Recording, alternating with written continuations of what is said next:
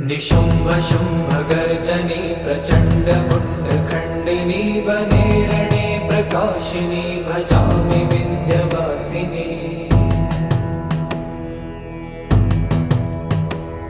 त्रिशूलमुण्डधारिणी धराविघातहारिणी गृहे गृहे निवासिनी भजामि विन्ध्यवासिनी।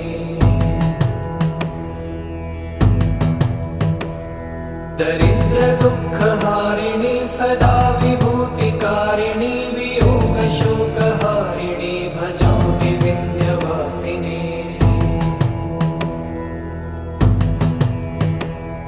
लसत्सुलोललोचनं लतासनं वरप्रदं कपालशूलधारिणी भजामि विन्ध्यवासिनी।